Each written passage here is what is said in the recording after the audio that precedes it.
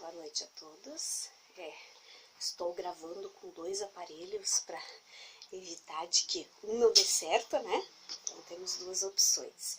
Eu sou Laneide, eu sou estudante do curso de Geografia da Universidade Federal de Santa Maria.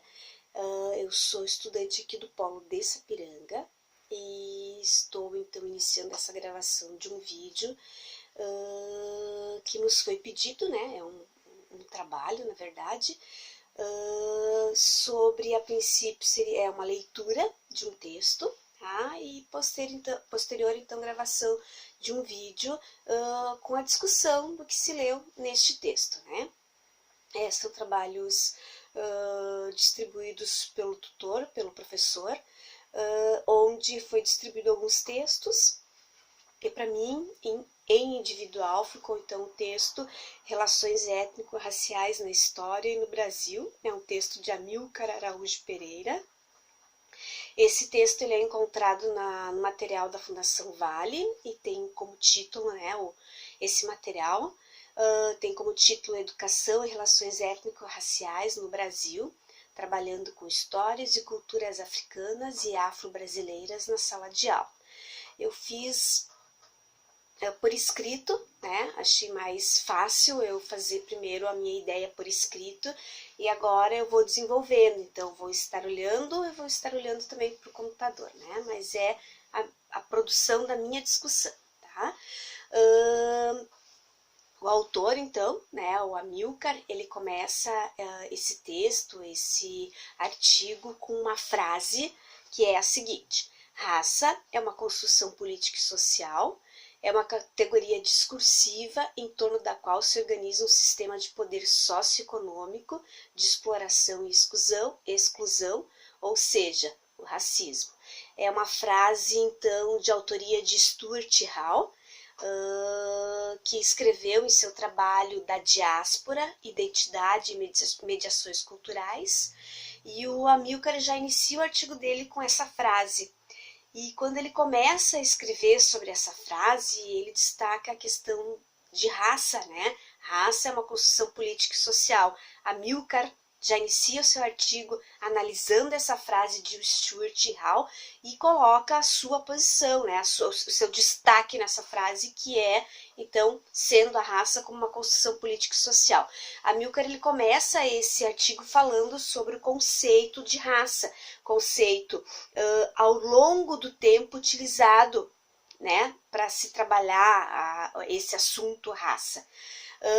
Ele coloca, né, que essa construção política e social, ela é bastante recente, né, a construção do conceito de raça, nesse sentido, ela é bastante recente na história da humanidade, porém ele acredita que os impactos na sociedade são muitos dessa ideia de raça e que acaba, então, envolvendo aquilo que conhecemos como racismo, desigualdade social na área da saúde,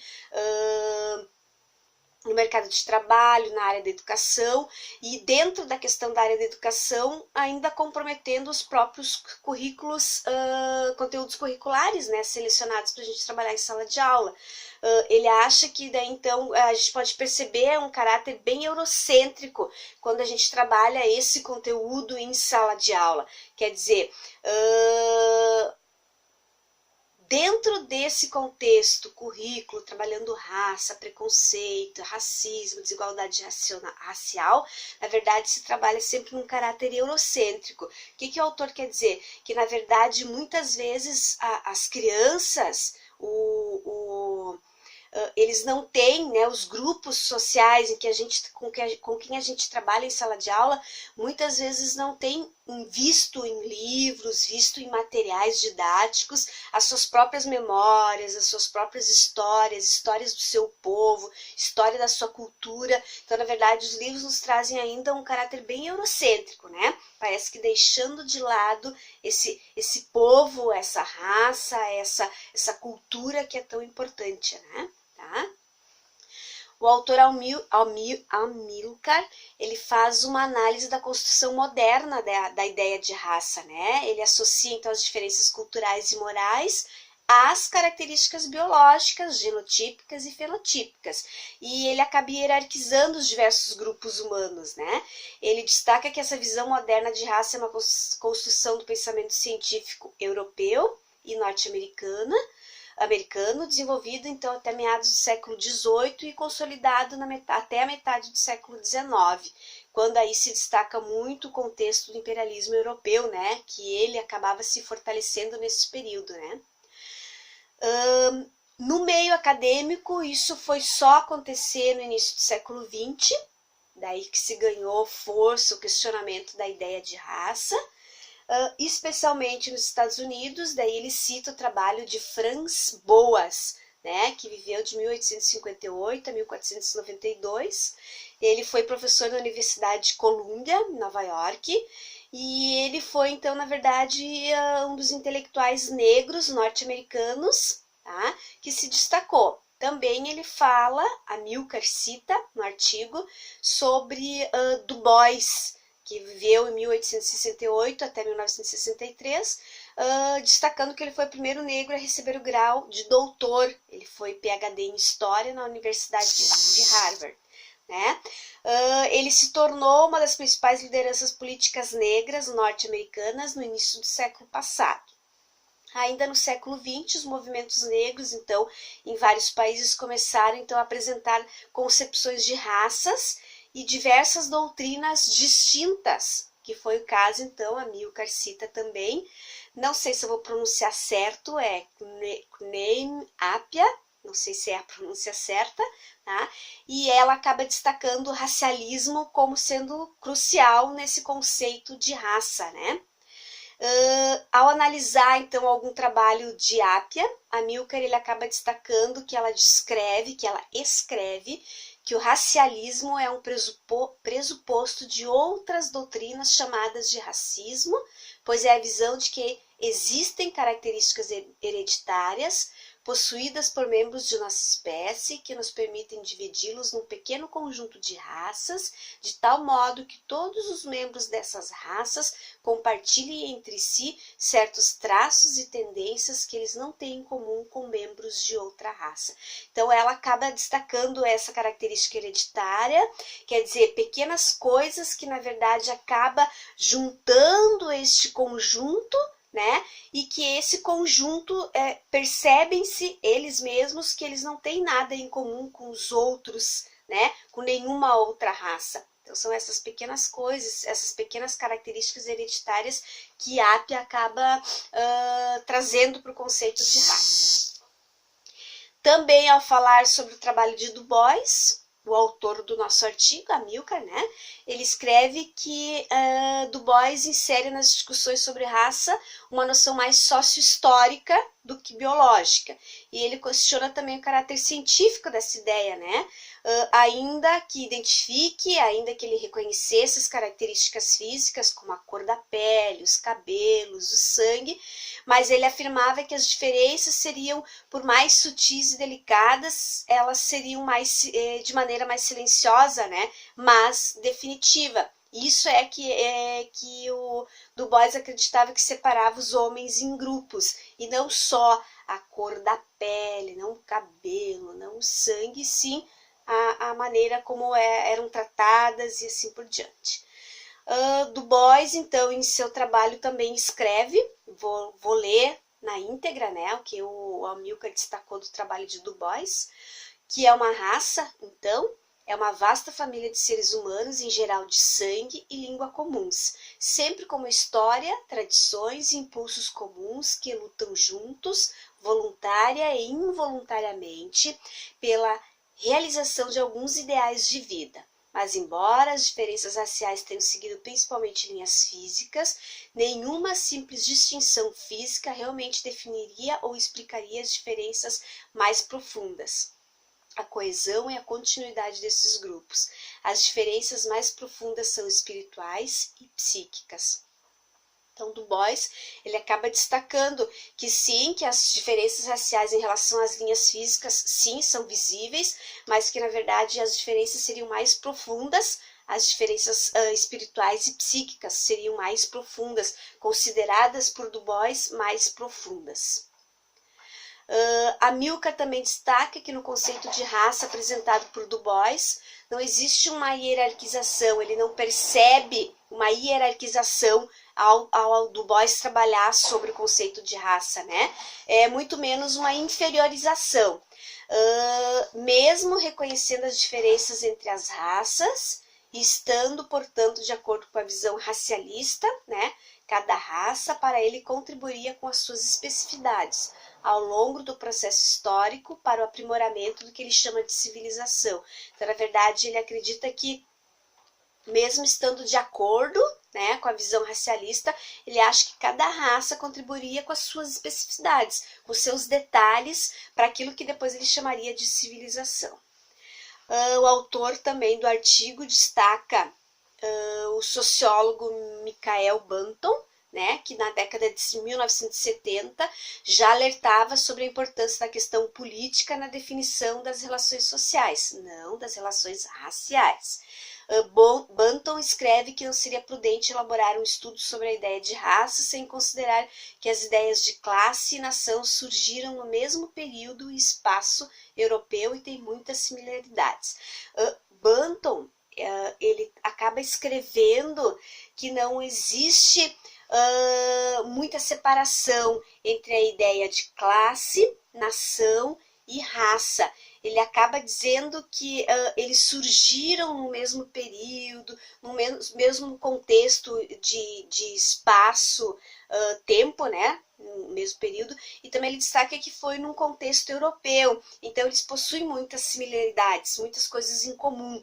E ele acaba também destacando que as três ideias foram exportadas para os mais diversos espaços do globo, foi exportada, discutida, né? E levantaram grandes conceitos sobre, né, classe, nação e também raça. Destaca também que as três ideias, então, né, foram que o conceito de raça prometia, então, em primeiro lugar, cada tipo racial tomaria posse do território que naturalmente lhe fosse mais adequado, mas esse conceito, como num primeiro momento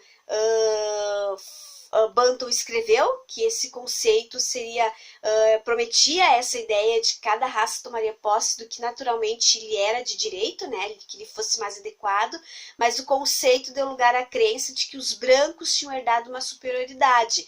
Então, isso habilitava a estabelecer o seu poder em todas as regiões do mundo. O branco, então, pelo fato de que se teve essa crença de que eles tinham herdado uma superioridade, então eles se habilitavam a estabelecer esse poder, né, em todas as regiões. Para a historiadora Hebe Matos, também destacada por Amilcar no artigo, ela traz o conceito moderno de raça como uma construção do século XIX e a racialização da justificativa da escravidão americana. Ela faz um comparativo em relação a isso, né? Ela faz uma associação entre a ideia de raça, a escravidão e a cidadania nas Américas. E também ela considera como uma construção social que é estritamente ligada às condições entre direitos civis e políticos inerentes à cidadania. Quer dizer, ela trabalha com a justificativa escravidão, ela trabalha com a questão da raça, ela trabalha o conceito de cidadania nesse contexto das Américas, e ela diz que isso tem sim a ver com a questão da formação do cidadão, com a questão da formação dos direitos civis. Até o século XX, então, predominavam em muitos países as teorias de que a raça era determinada biologicamente, fazendo com que as diferenças tanto raciais quanto culturais fossem entendidas como desigualdades entre superiores e inferiores, né? Então, sendo a raça negra o principal alvo. Porém, Amilcar também destaca que nem sempre foi assim, e ele acaba então comentando sobre o povo grego, né? Que dentro do contexto da sociedade grega existia a diferenciação então entre os indivíduos, que se dava então uma função do aspecto cultural. Dentro da sociedade grega, eles consideravam o cidadão aquele que participava da polis, né? E aquele que não era cidadão da polis era considerado como bárbaro. Então, na verdade, eles tinham esse aspecto de inferioridade ou uma diferenciação entre inferioridade e superioridade, mas era num aspecto cultural e não envolvia a questão física ou biológica, né? Tá? Dentro do contexto brasileiro, então, a relação, né, a utilização do termo raça se deu a partir da Escola Paulista de Sociologia. Florestan Fernandes é o autor destacado por Amilcar, né, que ficou à frente, né, desse novo perfil para os estudos. E sempre voltou as suas pesquisas, então, para uma análise das desigualdades estruturais na sociedade. Tá? Dentro desse contexto, a partir na década de 50, então a Unesco, que é a Organização das Nações Unidas para a Educação, Ciência e a Cultura, criou, né, pesquisas dentro desse contexto, tá? As relações sociais, as relações raciais no Brasil. E esse projeto passou a ser chamado Projeto Unesco. E dentro desse contexto, desse projeto, surgiu vários trabalhos, né? Resultou em vários trabalhos. E um dos objetivos, né, estava muito associado à questão de firmar, firmar o Brasil, apresentar o Brasil para o mundo como um país que existia muita harmonia entre as raças, justamente porque o projeto foi criado a nível mundial, logo após a Segunda Guerra Mundial, né? Ainda se tinha muito o impacto do Holocausto, que sim, foi um assassinato em massa de milhões de judeus, então promovido pelos nazistas, né? E a nível, então, Brasil, foi logo também após o fim da ditadura militar, né? Que durou até 45. Então, nesse contexto, se tentou apresentar um mundo que estava devastado então por uma guerra racial, né, que envolvia então a morte dos judeus, tentar apresentar o Brasil como sendo um país que existia harmonia entre as raças. Esse era um dos objetivos do projeto da Unesco, tá? Como já falei, esse projeto resultou em vários trabalhos, em vários livros publicados, tanto do Florestan Fernandes como de outros autores que a seguir eu vou citar mais. Tá? Até a década de 1950, então, o Florestan Fernandes, dentro desse conceito, desse contexto do projeto da Unesco, né, ele se tornou um grande questionador, né, de um grupo de intelectuais que primeiro ele denunciou essa existência de desigualdade racial no Brasil. Então esse mito da democracia racial não existia no Brasil e ele foi o questionador. Ele foi aquele que, na verdade, tentou, questionou sobre isso, essa tentativa de mostrar ao mundo que existia uma harmonia entre as raças, mas que, de fato, não existia. Tá? Florestan, então, defendia que o preconceito de cor seria uma herança do passado, que tenderia a desaparecer com o avanço da competitividade estabelecido pela classe capitalista. Tá? Ele achava que, na verdade, dentro desse contexto de desenvolvimento do capitalismo no Brasil, isso teria a tendência a desaparecer, mas não foi isso que aconteceu, até porque o negro, o branco, ele fez o possível para manter os seus privilégios, então essa tentativa não aconteceu.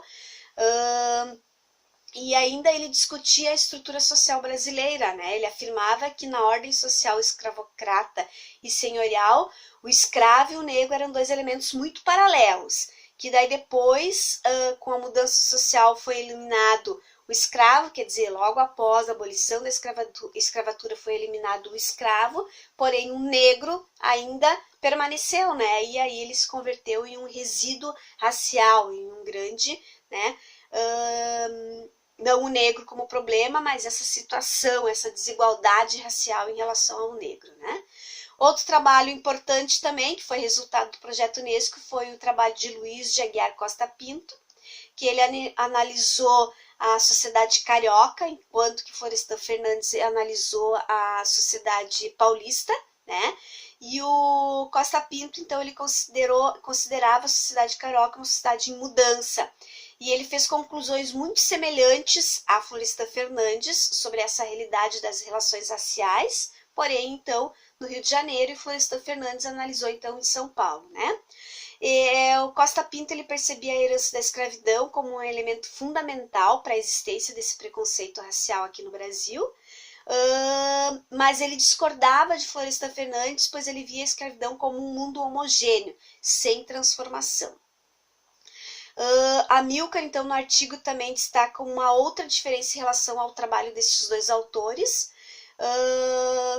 que era na forma como eles compreendiam e se relacionavam com os movimentos sociais, né, o movimento social negro da época. Florestan Fernandes escreveu sobre o assunto, né, escreveu um livro chamado Negro no Mundo dos Brancos, em 1972, dedicou o livro para José Correia Leite e Abdias do Nascimento, pelo que fizeram, muito que fizeram, ou pelo que tentaram fazer em prol da democratização racial da sociedade brasileira, enquanto que Costa Pinto, então, estudou as organizações negras no Rio de Janeiro, mas ele acabou chegando a conclusões e ele acabou apontando uma falsa consciência, né, um racismo às avessas, na verdade, uma falsa consciência por parte da elite burguesa intelectualizada e pigmentada, quer dizer, existia sim a desigualdade social e ela tinha uma falsa consciência, ela tinha um racismo às avessas neste período, né? Então, nos anos 1970, a partir, né, dos anos 1970, novos estudos sobre a desigualdade racial também foram publicados no Brasil. Agora, então, Amilcar traz o trabalho Discriminação e Desigualdades Raciais no Brasil, que foi publicado em 1979 pelo sociólogo Carlos Azenbaum, e ele apresenta uma outra perspectiva em relação às razões pelas quais ainda haveria discriminação racial no Brasil. Ele acredita que quase 100 anos, né, após a abolição da escravatura, os novos mecanismos de discriminação que foram criados, né, ao longo desse contexto, que seriam os responsáveis pela perpetuação da desigualdade, e não mais aquela herança da escravidão, e sim o que surgiu depois, né? Esses novos estudos foram publicados, né, ao mesmo tempo que surgiam organizações do chamado Movimento Negro Contemporâneo, que ganhou fôlego ainda mais depois da abertura política que aconteceu em 1974, durante o governo do general Geisel, né? E um dos principais objetivos era o combate ao racismo e a denúncia do mito da democracia racial, né?